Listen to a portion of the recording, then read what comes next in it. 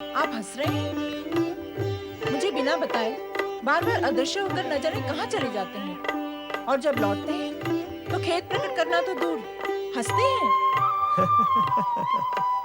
स्वामी, आप बताएं, आप जहाँ जाते हैं मुझे साथ लेकर क्यों नहीं जाते? देवी, कुछ स्थान ऐसे होते हैं जहाँ आपको ले जाना संभव नहीं है। नहीं स्वामी, जगत में ऐसा कोई स्थान नहीं जहाँ लक्ष्मी का जाना संभव नहीं। आप ही बताएं, जगत में ऐसा कौन सा स्थान है जहाँ शोभा, संपन्नता और वैभव की आवश्यकता नहीं है? देवी, इस जगत में कुछ ऐसे प्राणी भी हैं जिन्हें शोभा, वैभव व संपदा से तनिक भी लगाव नहीं। वे तो केवल प्रभु का नाम लेकर नारायण नारायण।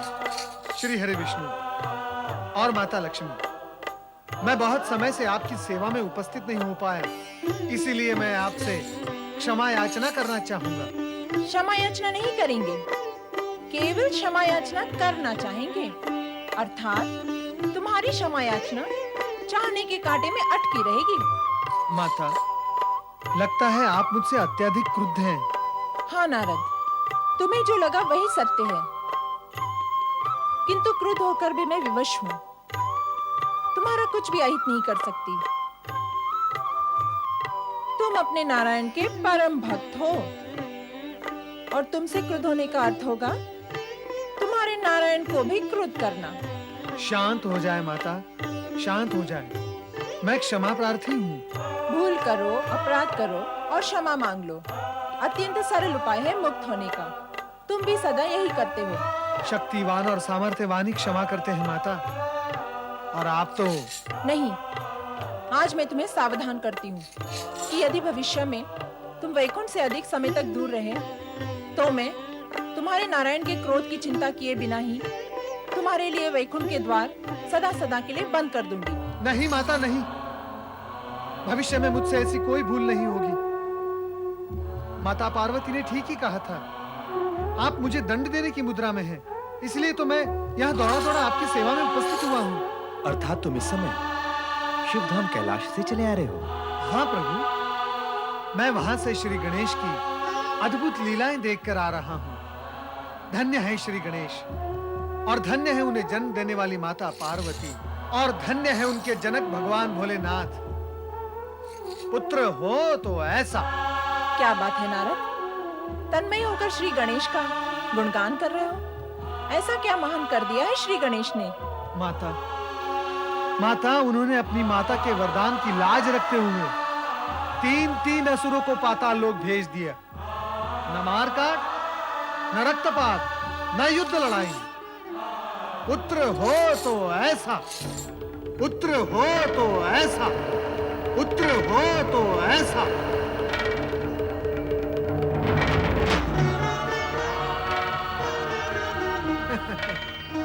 श्री हरि, अब मैं आपसे आज्ञा चाहूं। पुत्र हो तो ऐसा, पुत्र हो तो ऐसा। क्या बात है देवी, एकाएक गंभीर और उदास क्यों हो गई? अपने मौन का कारण कहो देवी। तुम कहो अथवा ना कहो, स्थिति तो हम समझ ही रहे हैं। गणेश के बाल और अद्भुत लीलाएं और प्रशंसा सुनकर तुम्हारे हृदय में भी मातृभाव जागृत हो गया है। तुम चाहती हो कि तुम्हें भी गणेश जैसा गुणी पुत्र प्राप्त हो। क्या ऐसा संभव है स्वामी? हाँ देवी, इस जगत में असंभव तो कुछ भी नहीं, किंतु पुत्र की कामना पुत्र की आराधना से संभव होगी। अर्थात? देवी, तुम्हारी ये कामना ब्रह्मा विष्णु महेश की आराधना से नहीं, उन्हीं श्री गणेश की आराधना से पूर्ण होगी, जिन्हें तुम पुत्र के रूप में प्राप्त करना चाहती हो। क्या मुझे गणेश जैसा पुत्र प्राप्त करने के लिए गणेश जी की आराधना करनी होगी? क्या मेरी पूजा अर्चना से मेरी मनोकामना पूर्ण होगी? मुझे गणेश रूपी पुत्र रत्न प्राप्त हो सकेगा? गणेश रूपी पुत्र की कामना में माता लक्ष्मी विचार मग्न हो गई। उनके मस्तिष्क में ये प्रश्न बार-बार गूंजने लगा कि क्या वो गणेश जैसे पुत्र की माता बन सकेंगी। ये केवल प्रश्न ही नहीं, अपितु माता लक्ष्मी के लिए अत्यंत चिंता का कारण बन गया था। दूसरी ओर असुरों के गुरु शुक्राचार्य के सम्मुख भी एक और प्रश्न मुहबाए खड़ा था कि यदि समय रहते असुरगण ने अपनी शक्ति एकत्रित करके देवताओं का विरोध नहीं किया तो असुर जाति सदा सदा के लिए लुप्त हो जाएगी। अतः शुक्राचार्य ने असुरों को एकजुट होने के लिए उनका आवाहन प्रारंभ किया। हे वीर असुरों, क्या हुआ है तुम्हारी वीरता को? जिन असुरों की वीरता और पौरुष का लोहा देवता और देवताओं के अधिपति इंद्र ने भी कई बार माना है, वे वीर असुर भयभीत होकर कहां छिपे बैठे हैं? बाहर आओ असुरों, बाहर आओ, बाहर आओ, बाहर आओ। हमारे निरंतर प्रयास के पश्चात भी तुम असुरगण आदिवासियों के समान गुफाओं में छुपे रहते हो। हमारे बार बार आह्वान पर भी तुम हमारे आश्रम पर प्रकट नहीं होते हो। ये तुम्हारे लिए हितकारी नहीं है। जागो असुरो जागो, जागो असुरो जागो, जागो असुरो जागो, जागो असुरो जागो। अपने अज्ञात स्थानों से बाहर आओ, बाहर आओ। आओ असुरो आओ, आओ असुरो आओ, आओ असुरो आओ। यदि अब भी तुमने हमारी पुकार और आह्वान को अनसुना कर दिया तो राक्षस गण सदा सदा के लिए नष्ट हो जाएंगे।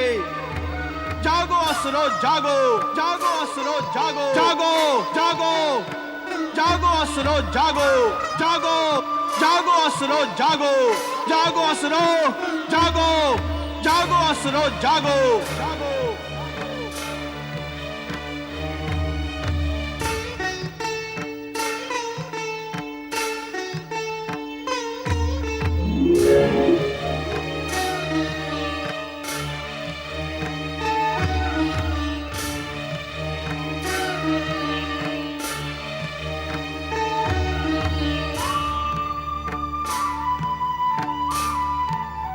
वो देखिए देवराज, दमनासुर के नेतृत्व में असुर चले आ रहे हैं।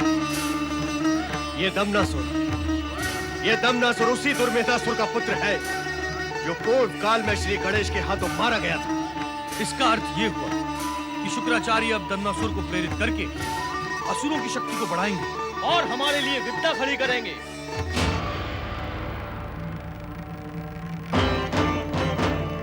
दमनासुर, प्रणाम गुरुदेव। तनिक अपनी दुर्दशा तो देखो। इसे देखकर तुम्हें लाज आ रही है अथवा नहीं ये मैं नहीं जानता, किंतु तुम्हें देखकर मेरा मस्तक लाज से झुका जा रहा है। तुम केवल दैत्य हो, हम दैत्य गुरु हैं।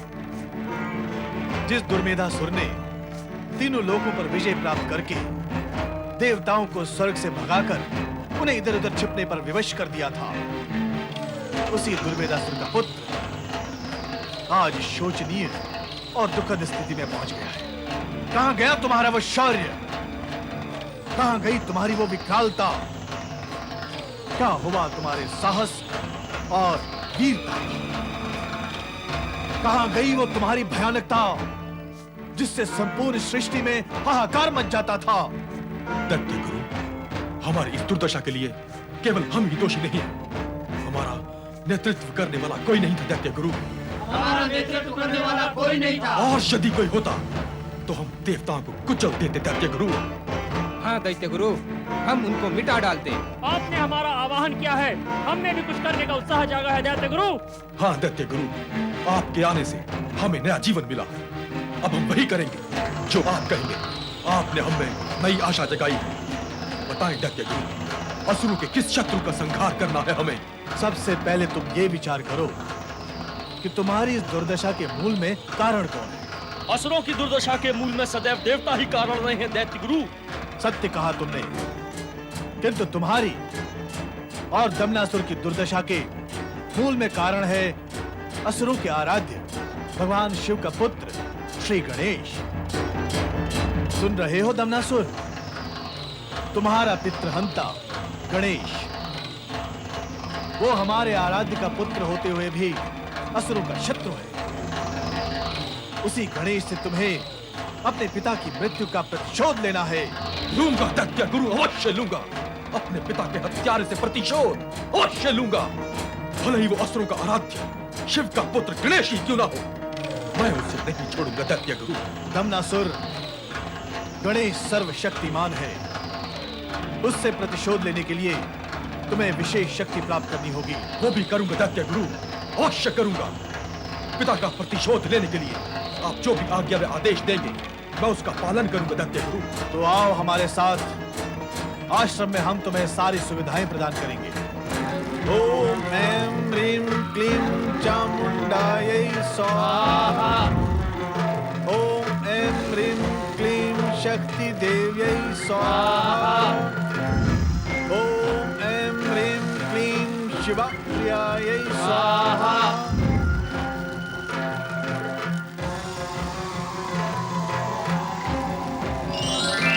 दैत्य शक्ति विजयी भव।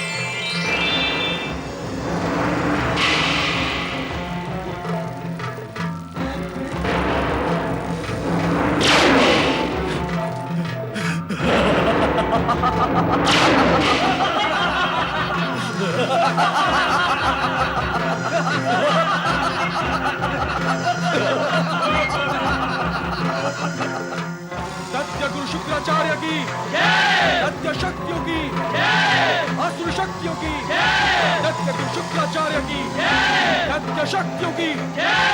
दैत्य गुरु शुक्राचार्य से दैत्य शक्तियां प्राप्त कर असुर अत्यंत प्रसन्न हो उठे, किंतु देवगण भयभीत हो गए और देवगण के सम्मुख देवेश्वर शिव की शरण में जाने के अतिरिक्त अन्य कोई मार्ग नहीं था।